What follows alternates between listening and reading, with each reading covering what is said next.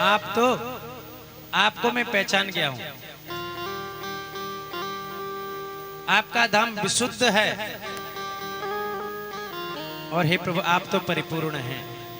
आपकी माया को तो ब्रह्मादिक देवता नहीं जानते, फिर मैं किस प्रकार से जानूं। आप सबके पिता हैं प्रभु। पिता गुरुस्त्वं जगतामधीशो दुरत्यया काल उपात दंड हिता स्वेच्छा तनुभिः समीहते मानं विदुन्वन् जगदीश मानिना। हे प्रभु आपके लीला गुण कर्म अनंत हैं। आपके स्वरूप को जाना नहीं जा सकता। आपके रूप गुण अनंत हैं प्रभु। हे प्रभु आप सबके स्वामी हैं, आप सबके पिता हैं। इसलिए हे प्रभु मेरी दृष्टता को क्षमा करें। जैसे माँ के गर्भ में बच्चा होता है और हाथ पैर चलाता है तो माँ उसको कष्ट थोड़ी नहीं देती, उसी प्रकार से हे प्रभु आप संपूर्ण जगत के पिता हैं। आप मेरी दृष्टता को क्षमा करें। और भगवान ने तब इंद्र को कहा कि देखो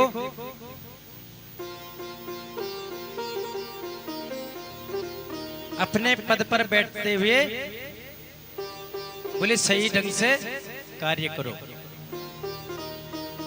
लेकिन हमने पहले कथा में सुना कि ब्रह्मा जी ने जब बछड़ों को और ग्वालों को चुराया था तो ब्रह्मा जी को भगवान ने देखा भी नहीं, और इधर इंद्र को भगवान आशीर्वाद में दे रहे हैं और कुछ कह रहे हैं। क्योंकि इंद्र ने एक भाव ये भी है कि ब्रह्मा जी ने भगवान के जो मित्र हैं, सखा हैं, ग्वाल बाल, उनको परमात्मा से कृष्ण से दूर कर दिया था, इसलिए ब्रह्मा जी पे नाराज हो गए। लेकिन इंद्र ने कार्य तो कैसा भी किया, लेकिन सब ब्रजवासी 7 दिनों तक कृष्ण के साथ एक जगह में रहे। इसलिए भगवान प्रसन्न हुए और इंद्र को समझाए।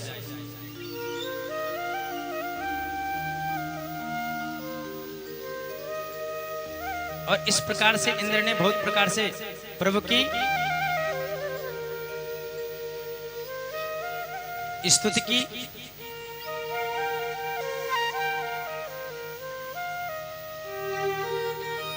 और फिर गिरिराज जी महाराज ने सबको आशीष दिया। और गिरिराज जी महाराज के बोले जो पूजा करते हैं उसको प्रभु पुत्र प्राप्ति की कामना करवाते हैं। ऐसे उन गिरिराज महाराज को हम प्रणाम करते हैं। बोलो गिरिराज महाराज की जय हो।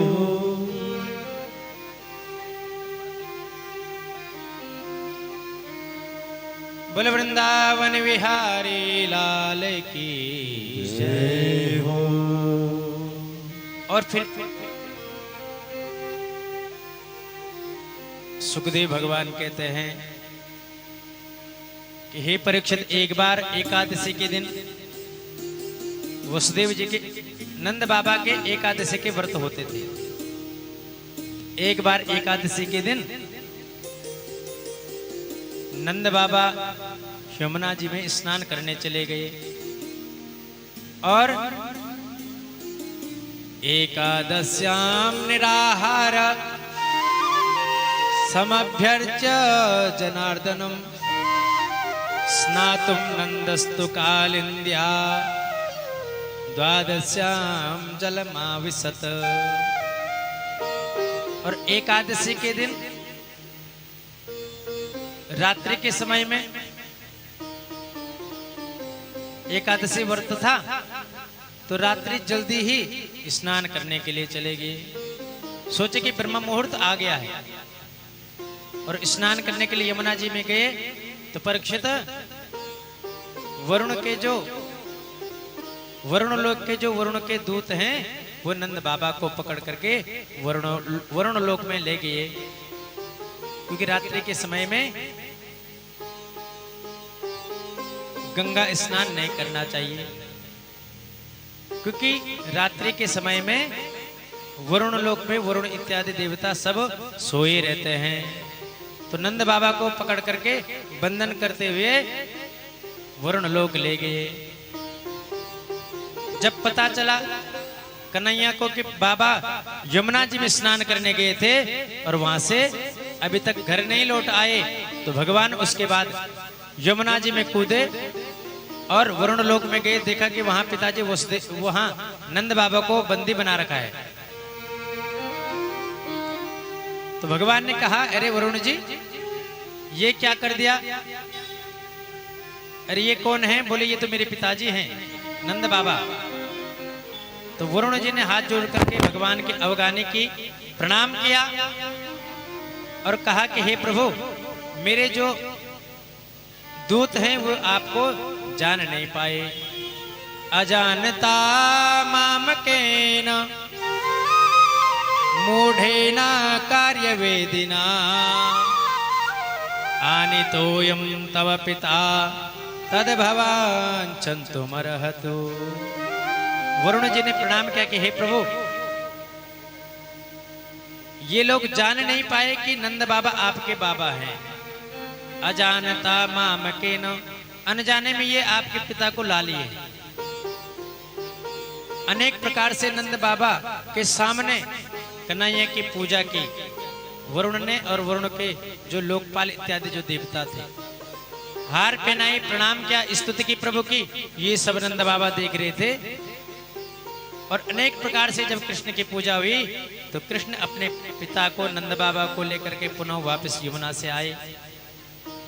और नंद बाबा ने वो सब घटना देखी, ब्रजवासियों को कहा कि अरे मेरे बेटा बोले कोई छोटा मोटा नहीं, ये साक्षात नारायण है। वरुण लोक में वरुण देवता ने और उनके जो सेवा भाव रखने वाले थे, उन सब ने जिस प्रकार से वरुण जी ने, जिस प्रकार से नंद बाबा ने देखा, वो सब कथा सुनाई। और लेकिन प्रभु ने फिर अपनी माया से सबको मोहित कर दिया, क्योंकि यदि भगवान बनाते तो फिर प्रभु वो लीला कैसे कर पाते। और कुछ समय व्यतीत हुआ और भगवान ने रास लीला का प्रसंग वर्णन किया। श्री सुखदेव जी महाराज ने, भगवान पिता रात्रि शरदोत्फुल्ल मल्लिका विक्षरन्तु मनश्चक्रे योग माया मुपाश्रिता। भगवान जब बंसी बजाते, सब उनकी बंसी पर अपने सुध बुध सब भूल जाते। जो जिस काम में लगा रहता उस काम को भी विसार देता। ऐसी लीला, ऐसी बंसी गोविंद बजाते। जो तरल है वो, जो निर्जीव है वो सजीव बन जाता, और सजीव निर्जीव हो जाता।